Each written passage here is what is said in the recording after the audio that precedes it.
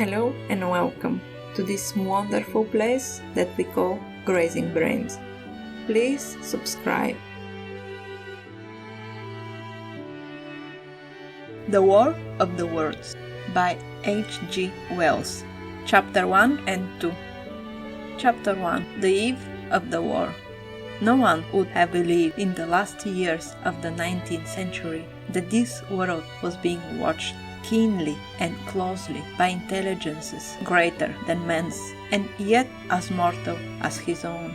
That as men busied themselves about their various concerns, they were scrutinized and studied, perhaps almost as narrowly as a man with a microscope might scrutinize the transient creatures that swarm and multiply in a drop of water. With infinite compliancy, men went to and from all over this globe about their little affairs, serene in their assurance of their empire over matter. It is possible that the infusoria under the microscope do the same.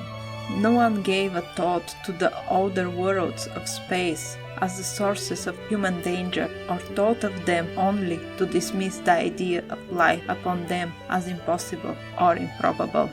It is curious to recall some of the mental habits of these departed days. At most, terrestrial men fancied there might be other men upon Mars, perhaps inferior to themselves and ready to welcome a missionary enterprise.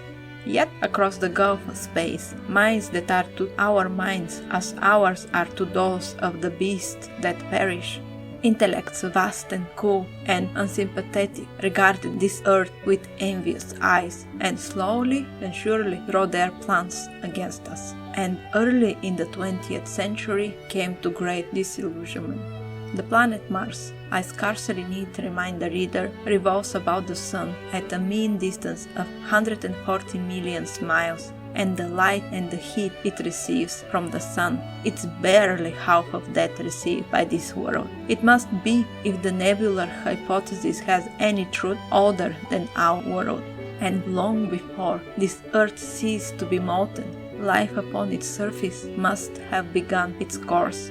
The fact that it is scarcely 1/7 of the volume of the Earth must have accelerated its cooling to the temperature at which life could begin. It has air and water and all that it is necessary for the support of animated existence. Yet so vain is man, and so blinded by his vanity, that no writer, upon to the very end of the 19th century, expressed any idea that intelligent life might have developed there, far or indeed at all, beyond its earthly level. Nor was it generally understood that since Mars is older than our Earth, with scarcely a quarter of the superficial area and remote from the Sun, it necessarily follows that it is not only more distant from the time's beginning, but nearer its end. The secular cooling that must someday overtake our planet has already gone far indeed with our neighbor. Its physical condition is still largely a mystery, but even in its equatorial region, the midday temperature barely approaches that of our coldest winter. Its air is much more attenuated than ours.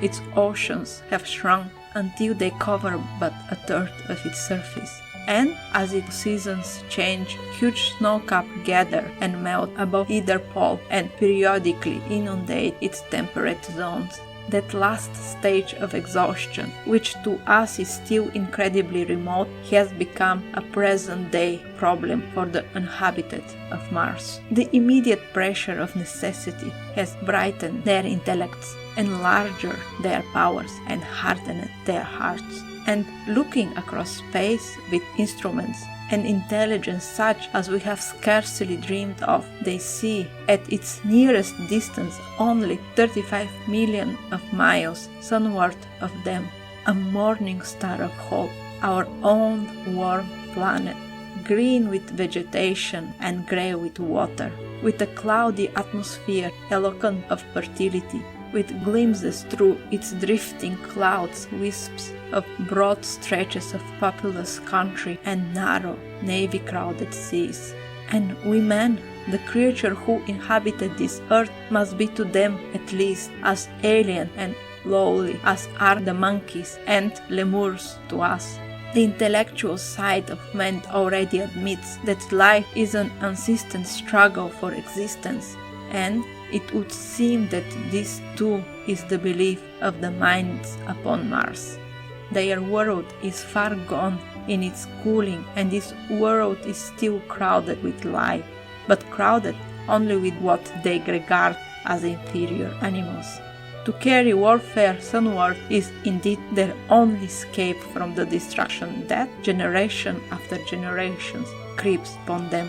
And before we judge them too harshly, we must remember what ruthless and utter destruction our own species has wrought, not only upon animals such as the vanished bison and the dodo. The Tasmanians were entirely wiped out of existence in a war of extermination waged by European immigrants in the space of 50 years. Are we such apostles of mercy as to complain if the Martians warred in the same spirit? The Martians seem to have calculated their descent with amazing subtlety. Their mathematical learnings is evidently far in excess of ours, and to have carried out their preparation with a well-nigh perfect equanimity. Had our instruments permitted, we might have seen the gathering trouble far back in the 19th century. Men like Schiaparelli watched the red planet. It is odd, by the by, that for countless centuries Mars has been the star of war, but failed to interpret the fluctuation appearance of the markings they mapped so well. All that time the Martians must have been getting ready. During the opposition of 1894, a great light was seen on the illuminated parts of the disk. First at the Lick Observatory, then by the Puritan of Nice, and then by the other observers. English readers heard of it first in its issue of Nature, dated August 2nd. I am inclined to think that this blaze may have been the casting of the huge gun in the vast pit sunk into their planet, from which their shots were fired at us. Peculiar markings, as yet unexplained, were seen near the site of that outbreak during the next two oppositions. The storm burst upon us 6 years ago now. As Mars approached opposition, La Ville de Java set the wires of the astronomical exchange palpitating with the amazing intelligence of a huge outbreak of incandescent gas upon the planet. It had occurred towards midnight of the 12th, and the spectroscope to which he has at once resorted indicated a mass of flaming gas, chiefly hydrogen, moving with an enormous velocity towards this earth. This jet of fire had become invisible about 12:15. He compared it to a colossal puff of flame suddenly and violently squirted out of the planet, as flaming gases rushed out of a gun. A singularly appropriate phrase, it proved. Yet the next day there was nothing of this in the papers, except a little note in the Daily Telegraph, and the world went in ignorance of one of the gravest dangers that ever threatened the human race. I might not have heard of the eruption at all had I not met Ogilvy, the well-known astronomer at Atossa. He was immensely excited at the news, and in the excess of his feelings invited me up to take a turn with him that night in a scrutiny of the red planet. In spite of all that has happened since, I still remember that vigil very distinctly. The black and silent observatory, the shadowed lantern throwing a feeble glow upon the floor in the corner, the steady ticking of the clockwork of the telescope, the little slit in the roof, an oblong profanity with the stardust striken across it. Ogilvy moved about, invisible but audible. Looking through the telescope, one saw a circle of deep blue and the little round planet swimming in the field. It seemed such a little thing, so bright and small and still, faintly marked with transverse stripes and slightly flattened from the perfect round. But so little it was, so silvery warm, a pinhead of light. It was as if it quivered, but really this was the telescope vibrating with the activity of the clockwork that kept the planet in view. As I watched, the planet seemed to grow larger and smaller, and to advance and to recede, but it was simply that my eye was tired. 40 million of miles it was from us, more than 40 million of miles of void. Few people realize the immensity of vacancy in which the dust of the material universe swims. Nearing the field, I remember, were 3 faint points of light, 3 telescope stars infinite remote, and all around it was the unfathomable darkness of empty space. You know how the blackness looks on the frosty starlight night. In a telescope it seems far profounder and invisible to me because it was so remote and small, flying swiftly and steadily towards me across the incredible distance, drawing nearer every minute. By so many thousands of miles came the thing they were sending us, the thing that was to bring so much struggle and calamity and death to the earth. I never dreamed of it then as I watched. No one on earth dreamed of that unerring missile.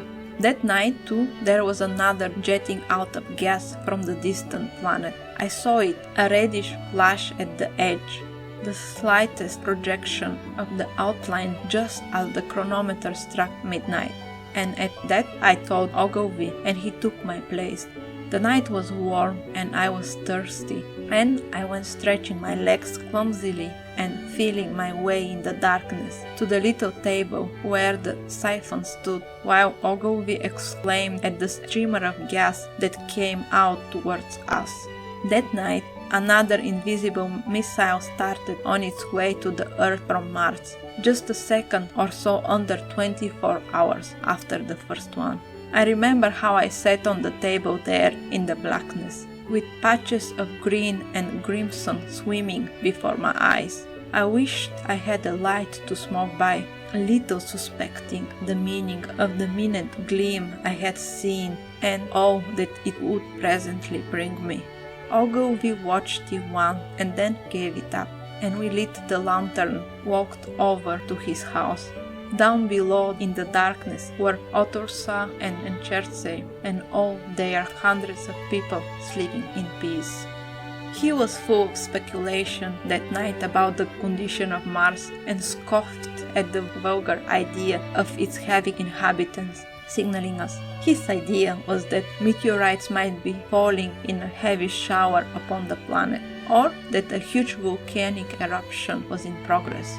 He pointed out to me how unlikely it was that organic evolution had taken the same direction in the 2 adjacent planets. The chances against anything man-like on Mars are 1,000,000 to 1, he said. Hundreds of observers saw the flame that night, and in the night after about midnight, and again the night after, and so for 10 nights, a flame each night. Why the shot ceased after the 10th, no one on Earth has attempted to explain. It may be the gases of the firing caused the Martians inconvenience. Dense clouds of smoke or dust visible through the powerful telescope on Earth as little grey fluctuating patches spread through the clearness of the planet's atmosphere and obscured its more familiar features. Even the daily papers woke up to the disturbance at last, and popular notes appeared here, there, and everywhere concerning the volcanoes upon Mars. The Syriac periodical Punch, I remember, made a happy use of it in the political cartoon, and all unsuspected, those missiles the Martian had fired at us drew earthward, rushing now at a pace of many miles in a second through the empty gulf of space. Hour by hour and day by day, nearer and nearer. It seems to me now almost incredibly wonderful that, with the swift fate hanging over us, men could go about their petty concerns as they did. I remember how jubilant Markham was at securing a new photograph of the planet for the illustrated paper he edited in those days. People in these latter times scarcely realize the abundance and enterprise of 19th century papers. For my own part, I was much occupied in learning to ride the bicycle, and busy upon a series of papers discussing the probable development of moral ideas as civilization progressed. One night, the first missile then could scarcely have been 10 million miles away. I went for a walk with my wife. It was starlight, and I explained the signs of the zodiac to her and pointed out Mars, a bright dot of light creeping zenithward, towards which so many telescopes were pointed. It was a warm night. Coming home, a party of excursionists from Jersey and Iceworth passed us singing and playing music. There were lights in the upper windows of the houses as the people went to bed. From the railway station in the distance came the sound of shunting trains, ringing and rumbling, softened almost into melody by the distance. My wife pointed out to me the brightness of the red, green and yellow sign lights hanging in the framework against the sky. It seemed so safe and tranquil. Chapter 2. The Falling Star. Then came the night of the first falling star. It was seen early in the morning, rushing over Winchester eastward, a line of flame high in the atmosphere. Hundreds must have seen it and taken it for an ordinary falling star. Aubin described it as leaving a greenish streak behind it and glowed for some seconds. Denning, our greatest authority on meteorites, stated that the height of its first appearance was about 90 or 100 miles. It seemed to him that it fell on Earth about 100 miles east of him. I was at home at that hour and writing in my study, and although my French windows faced toward Ottershaw and the blind was up, for I loved in those days to look up at the sky, I saw nothing of it. Yet this strangest of all things that ever came to Earth from outer space must have fallen while I was sitting there, visible to me had I only looked up as it passed. Some of those who saw its flight say it traveled with a hissing sound. I myself hear nothing of that. Many people in Berkshire, Surrey and Middlesex must have seen it fall of it, and at most have thought that another meteorite had descended. No one seems to have troubled to look for the fallen mass that night. But very early in the morning, poor Ogilvy, who had seen the shooting star and who was persuaded that the meteorite lay somewhere on the common between Horsell, Ottershaw and Hooking, rose early with the idea of finding it. Find it he did, some soon after dawn, and not far from the sand pits. An enormous hole had been made by the impact of the projectile, and the sand and gravel had been flung violently in every direction over the head, forming gaps visible a mile and a half away. The heather was on fire eastward, and a thin blue smoke rose against the dawn. The thing itself lay almost entirely buried in sand. Amidst the scattered splinters of a fir tree it had shivered in fragments in its descent. The uncovered part had the appearance of a huge cylinder, caked over and its outline softened by a thick scaly dun-colored incrustation. It had a diameter of about 30 yards. He approached the mass, surprised at the size and more so at the shape, since most meteorites are rounded more or less completely. It was, however, still so hot from its flight through the air as to forbid his near approach. A sealing noise within its cylinder he ascribed to the unequal cooling of its surface, for at that time it had not occurred to him that it might be hollow. He remained standing at the edge of the pit that the thing had made for itself, staring at its strange appearance, astonished chiefly at the unusual shape and color, and dimly perceiving even then some evidence of design in its arrival. The early morning was wonderfully still, and the sun, just clearing the pine trees towards Wellbridge, was already warm. He did not remember hearing any birds that morning. There was certainly no breeze stirring, and the only sounds were the faint movement from within the cindery cylinder. He was all alone on the common. Then, suddenly, he noticed with a start that some of the grey clinkers, the ashy incrustation that covered the meteorite, was falling off the circle edge of the end. It was dropping off in flakes and raining down upon the sand.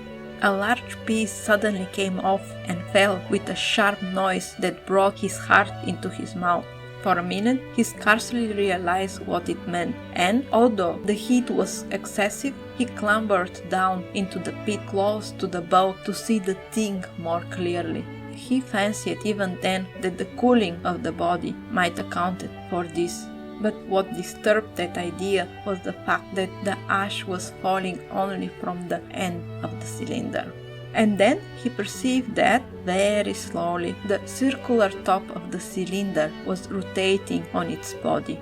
It was such a gradual movement that he discovered it only through noticing that a black mark that had been near him 5 minutes ago was now at the other side of the circumference. Even then, he scarcely understood what this indicated, until he heard a muffled grating sound and saw the black mark jerk towards an inch or two. Then the thing came upon him in a flash. The cylinder was artificial, hollow, with an end that screwed out. Something within the cylinder was unscrewing to the top. "Good heavens!" said Ogilvy. "There is a man in it, half roasted to death, trying to escape." At once, with a quick mental leap, he linked the thing with the flash upon Mars. The thought of the confined creature was so dreadful to him that he forgot the heat and went forward to the cylinder to help turn, but luckily the dull radiation arrested him before he could burn his hand on the still glowing metal. At that, he stood irresolute for a moment, then turned, scrambled out of the pit, and set off running wildly in walking. The time then must have been somewhere about 6 o'clock. He met a wagoner and tried to make him understand, but the tale he told and his appearance were so wild, his head had fallen off the pit, that the man simply drove on. He was equally unsuccessful with the potman, who was just unlocking the door of the public house by the Horsell Bridge. The fellow thought he was a lunatic at large, and made unsuccessful attempt to shut him into the tape room. That sobered him a little, and when he saw Henderson, the London journalist, in his garden, he called over the palings and made himself understood. "Henderson," he called, "you saw that shooting star last night?" "Well," said Henderson, "it is out on the Horsell Common now." "Good Lord," said Henderson, "fallen meteorite, that's good." "But it is something more than a meteorite, it is a cylinder, an artificial cylinder, man, and there is something inside." Henderson stood up with his spade in his hand. "What's that?" he said. He was deaf in one ear. Ogilvy told him all that he had seen. Henderson was a minute or so taking it in. Then he drove his spade, snatched up his jacket, and came out into the road. The two men hurried back at once to the common and found the cylinder still lying in the same position, but now the sound inside had ceased. Then a thin circle of bright metal showed between the top and the bottom of the cylinder. Air was either entering or escaping at the rim with a thin sizzling sound. They listened, rapped on the scale burned metal with a stick, and meeting with no response, they both concluded that the man or man inside must be insensible or dead. Of course, the two were quite unable to do anything. They shouted consolation and promises, and went off back to the town again to get help. One can imagine them, covered with sand, excited and disordered, running up the little street in the bright sunlight, just as the shops folk were taking down their shutters, and people were opening their bedroom windows. Henderson went into the railway station at once, in order to telegraph the news to London. The newspaper articles had prepared men's mind for the reception of the idea. By 8 o'clock, a number of boys and unemployed men had already started for the common to see the dead man from Mars. That was the form the story took. I heard it first from my newspaper boy about 9:15 when I went out to get my daily chronicle. I was naturally startled and lost no time in going out and crossed the Ottersaw Bridge to the sandpit.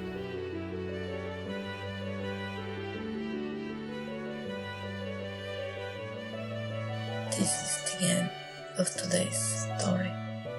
I hope that the past minutes helped you relax and ease you into falling asleep. If you are not 100% there yet, let us just do a breathing exercise. Count mentally with me your breath intakes and exhales. Concentrate on the counting, nothing more. Intake for 1, 2, 3, 4, and release for 1, 2, 3, 4, 5, 6. In 1, 2, 3, 4. Out for 1, 2, 3, 4, 5, 6. 1, 2, 3, 4, and 1, 2, 3, 4, 5, 6. 1, 2, 3, 4. 1, 2, 3, 4, 5, 6. And 1, 2, 3, 4. 1, 2, 3, 4, 5, 6. And 1, 2, 3, 4. 1, 2, 3, 4, 5, 6. 1, 2, 3, 4. And 1, 2, 3, 4, 5, 6. 1, 2, 3, 4. 1, 2, 3, 4, 5, 6. And 1, 2, 3, 4. 1, 2, 3, 4, 5, 6. And 1, 2, 3, 4. 1, 2, 3, 4, 5, 6.